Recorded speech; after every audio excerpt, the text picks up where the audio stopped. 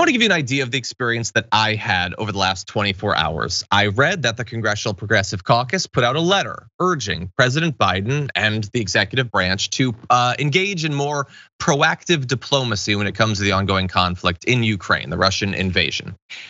Then I read that there had been some sort of problem with that story reported by the Washington Post, and people began to take issue with it, saying, well, actually turns out that this letter was not written this week, it was written back in July. Why are you presenting it as if it was just sent? And then it turns out, no, yes, it was written in July, but it actually was just sent now.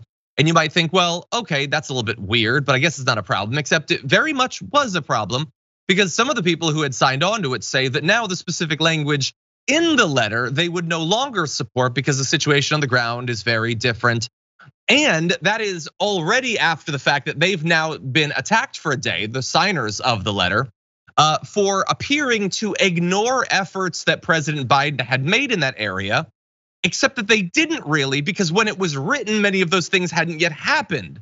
So now leftists are being attacked for supporting diplomacy and being attacked for saying, like, they're being presented now as if they're attempting to undercut Joe Biden right before a midterm, even though many of them who might still just as much support the idea of proactive diplomacy did not choose to send the letter now. And most recently, the letter has been retracted. And so the entire thing, in virtually every way that the sending of a letter could be, is a complete and utter mess. And I think that's where we're at, Farron, when it comes to the progressive letter. I have to imagine that this could have been handled a little bit better. You know, it's not a funny issue, but the way you describe it, obviously, it's a train wreck of something that shouldn't be a train wreck. Like, how difficult is it to send a letter to the leadership of the country and be like, hey, we don't want to see people getting killed. So is there maybe something else we could try? I don't know. Let's try talking to people, see if we can stop the killing, see if we can avert World War III. You know, we've dumped a ton of money over here. We've sold them all kinds of weapons. The weapons manufacturers have already made billions. They got theirs. Yep. Can we end this? Can we do something that is going to stop this massive loss of life? And even that, they're like, I don't know what happened to the letter.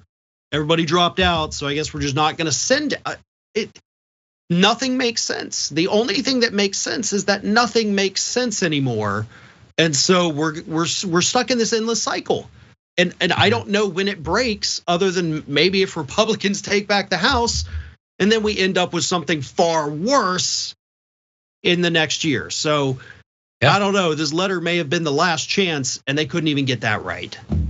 Yeah, I don't. And look, I would love to be able to tell you at least who is responsible for this, but I have no idea. Fat guy named Tiny in the chat is saying clearly this is Louis DeJoy's doing. Look how badly he butchered the USPS. I don't know. Jayapal's in charge. Is it her? She, I think, according to her Twitter, still supports the content of the letter. But I'm sure all of the people who are saying that now they would want the language to be different, they clearly didn't sign off on this being sent. And so I don't know. Oh, members of the squad signed on to it. Are they okay with it being sent? I really have no idea at this point. And they've already been attacked over it. Like, how crazy is that? This really has been bungled in every way that it could have been. The general point, though, that obviously there does need to be a push for diplomacy. And let's also point out, obviously there is that ongoing, is important. Now, I might look at the situation and say, I think they can push for it as much as they want. I don't think that Vladimir Putin gives a damn. That doesn't mean that you shouldn't do it anyway. And I might say that were he to put forward what he wants, I have a feeling that his demands are going to be unacceptable to the Ukrainian people, and that at the end of the day is who it's up to. It's not up to America. It's not up to even American progressives. But that is on Putin at the end of the day. You have to at least give him that opportunity to demonstrate that he doesn't care how many Russians die, and he's willing to see this through until utter horror. In the backdrop of this, by the way, while this is being so mishandled, you have this drama over claims that a dirty bomb is about to be set off. And like with virtually everything else throughout this invasion having to do with nuclear weapons, Both sides are simultaneously blaming the other. And as always, a lot of it focuses around the conflict around one particular nuclear plant. So Russia says that Ukraine is about to set off a dirty bomb on their own territory, which obviously is not a thing you'd probably want to do, but they say they're going to do it because then that will allow an escalation in the war. I guess they mean more aid would be given to Ukraine because I don't know what else the Ukrainians could be doing that they're not already doing.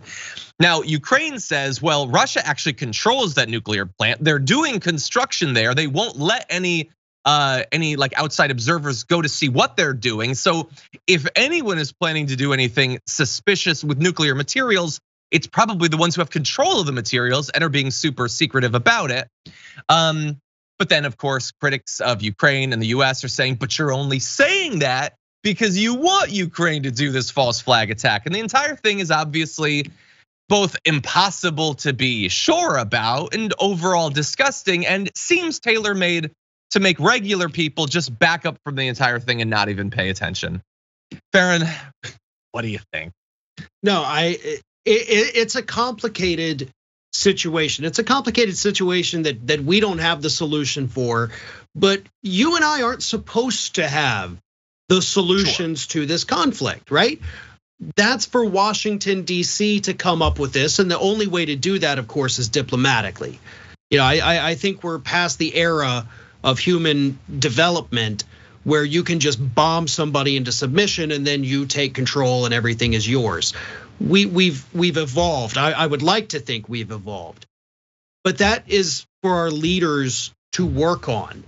And if they're not going to take that approach, if they won't even consider a letter, if we can't even get our leaders to think about a letter asking for a diplomatic solution, then we are stuck in this cycle. And I think what we've seen from Russia is that Putin doesn't care. Every person in that country that is not Vladimir Putin himself is cannon fodder. And by God, he will send every person, doesn't matter if they're older than Nancy Pelosi or if they're 10 years old. Hey, guess what? We're out of soldiers. You're up now. So he's gonna fight until the last man because he's at the point where if he doesn't, he looks weak. And he absolutely, he's like a Donald Trump character in that regard. He can't have that happen. So we're gonna see more of the oligarchs in Russia that speak out against Putin and then fall out of windows. I mean, that's literally happening, and he won't stop. He won't stop until the people of Russia make him stop. And I don't know what the overall solution is, but that's where we're at. Yeah, no, it's that this is why you do not want people who don't give a damn about their own people to run countries, because the incentives are all wrong. He's worried about the perception of his strength rather than the lives of literally thousands of Russians who are going to be slaughtered over the course of the next couple of months. And that's not good. If you really cared about your people, you could just go. That's why I hate, even in the letter, they keep saying that Putin has no way out. As I keep saying, the way out is to the east. Get out. You invaded, you can uninvade. You can turn the tanks around, assuming they're still operational, and you can go. That seems reasonable to me. And if you want to protect the Russian people, spend less time attacking Ukraine, spend more time propping up the buildings that make, it's the slope that makes people so likely to fall out the windows accidentally. You just need to prop it back up, and that way people won't trip constantly and fall out of windows. A couple of wet floor signs might help too. Exactly, yeah, it's weirdly slippery near windows in Russia. I don't know why that is. It's the humidity, I suppose.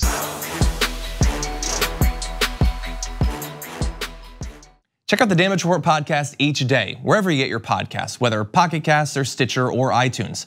You can join me as I give you the news and stories you want, with a range of co-hosts and interview guests jumping in on the fun each day.